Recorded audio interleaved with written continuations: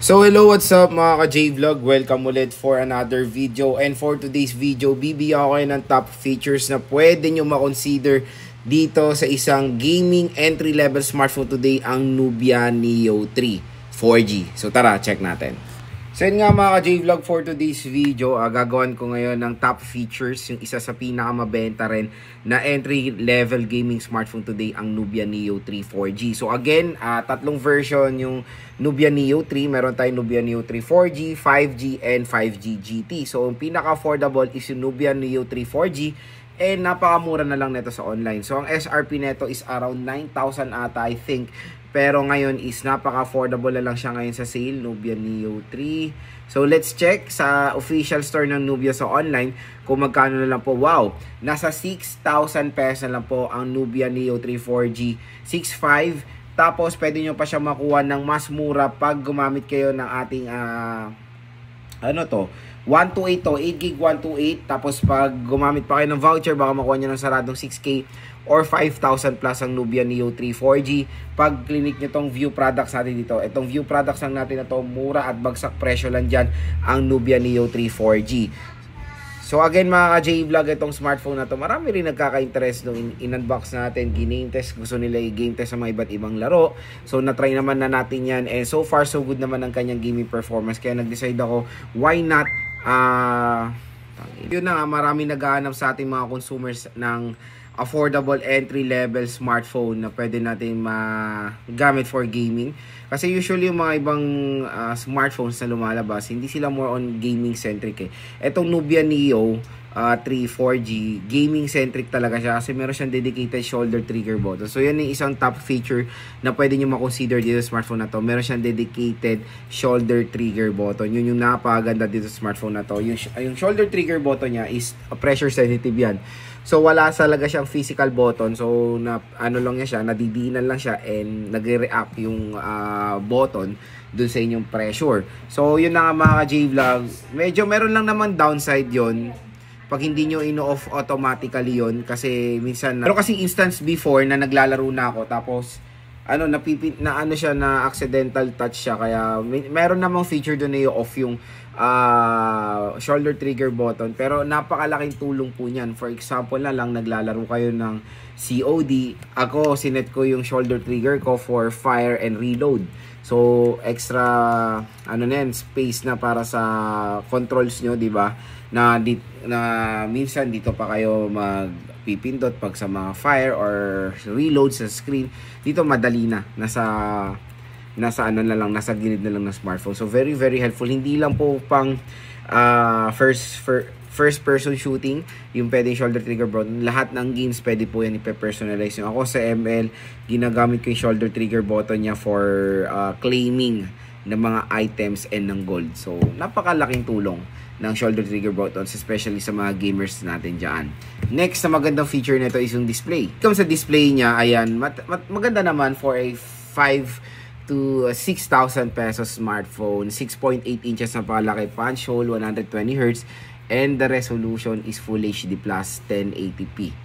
Yun yung maganda dito. Tapos, marami ring naguluhan. To be honest, ako rin, nung first impressions natin ng Nubia Neo 3 4G, akala ko is AMOLED po ito. Hindi po. Even the 5G is not AMOLED. Ang AMOLED lang po is yung GT.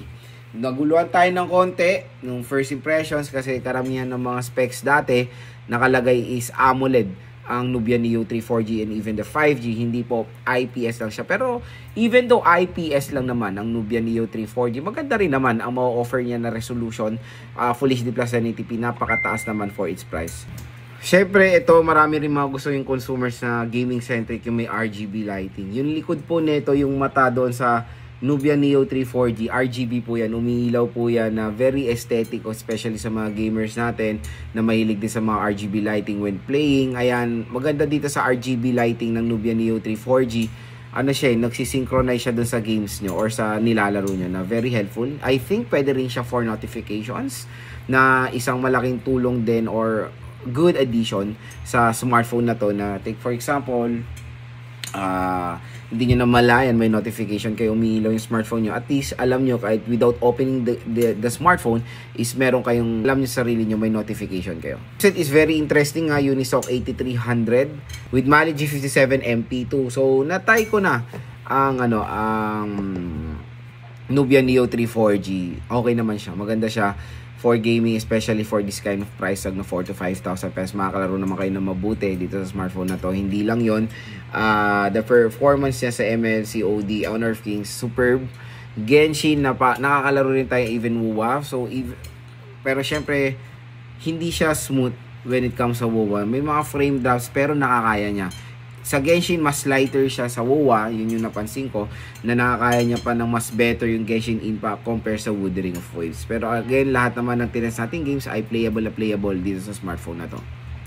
Speakers niya, all goods for its price. Naka dual steer speakers din ang Nubia Neo 3 4G. So again, pag naglalaro kayo dito, may enjoy nyo siya when it comes sa inyong listening experience dahil meron siyang outstanding speakers din na mapoprovide sa entry-level smartphone. And I think nung ni-review ko to, ang score ko dito for its speakers is perfect 10.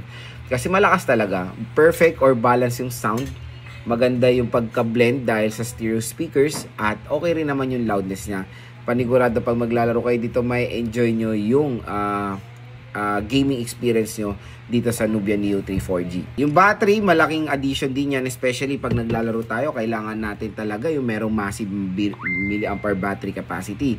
Yung 6K siya. So, syempre, as a gaming centric na consumer, iba talaga, more on focus in battery. Kailangan nila ng merong malaking battery. Ito may mapoprovide ng Nubia Neo 3 para sa inyo.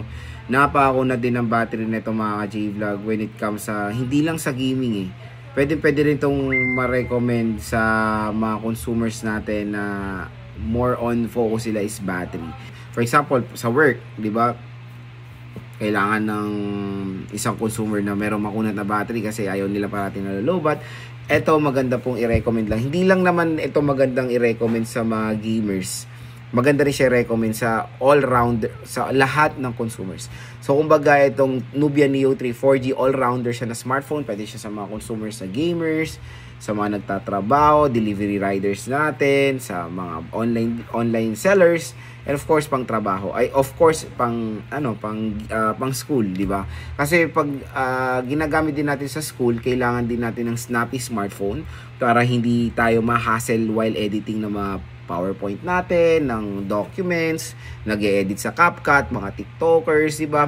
Kailangan din natin ng snappy chipset and maganda rin i-recommend itong Nubia Neo 3 4G. And even the fast charging rate, mabilis siya. Tulad din ng sinasabi ko sa mga ibang video ko na kailangan talaga eterno sa ganitong charging rate is at least 33 watts.